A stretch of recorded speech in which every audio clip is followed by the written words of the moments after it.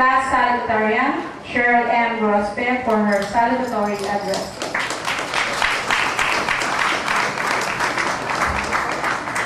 Members of the Board of Trustees, Mrs. Estrelita S. Pitoy, Mrs. Geraldine Bodomo Dairit, beloved teachers, our dearest parents, schoolmates, ladies and gentlemen, good evening. Kaya pa ba? I never thought before that I would be speaking before you, delivering my speech as the class salutatorian of batch 2007 to 2008. Before, all I wished is to graduate in high school, whatever awards I will get. But now, I am joyously thankful to God for the blessings He has given me. Last May 2007, I transferred here in Mountain View Village School. I do felt nervous what I will experience in my new school.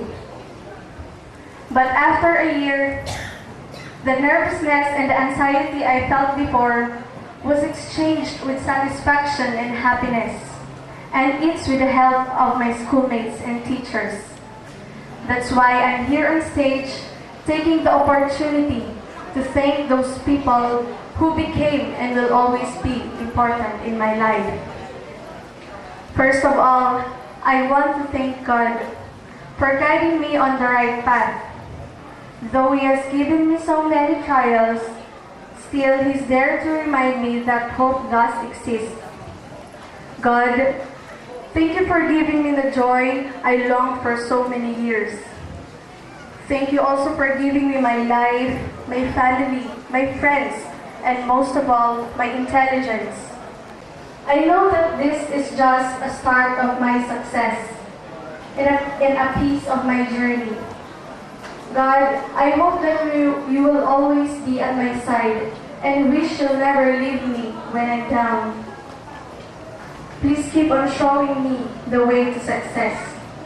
Again, thank you, God. I have mentioned a while ago about my parents, and talking about them is very sensitive in my part. Gusto ko lang pong i-share sa inyo na kapag nagkakaaway kami ni Mama sa bahay, o ni Papa man, lagi nilang sasabihin sa akin, "Aba, S26 yung ginamit ko, pinangiinom ko sa'yo nung bata ka." And that time, S26 is the most popular brand of milk.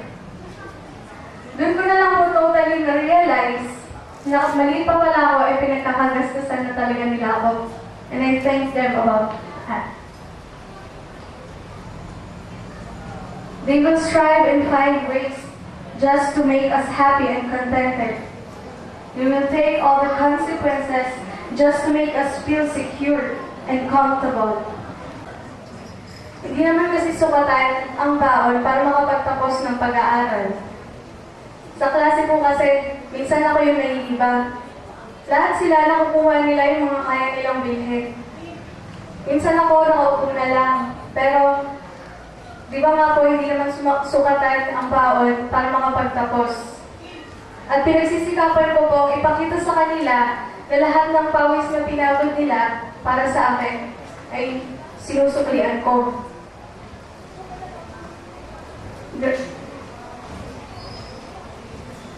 Salamat pa, Ma, sa pagpapalaki sa akin ng maayos.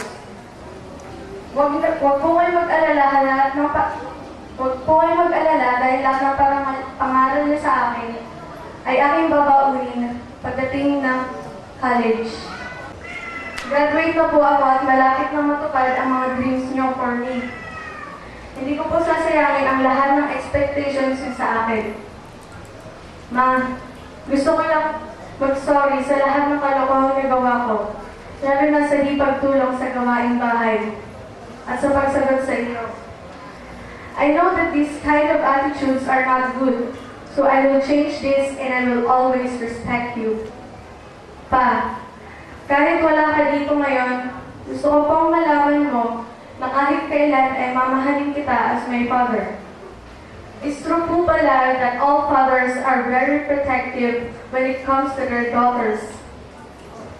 Thanks, Pa, for the continued support that you're giving us.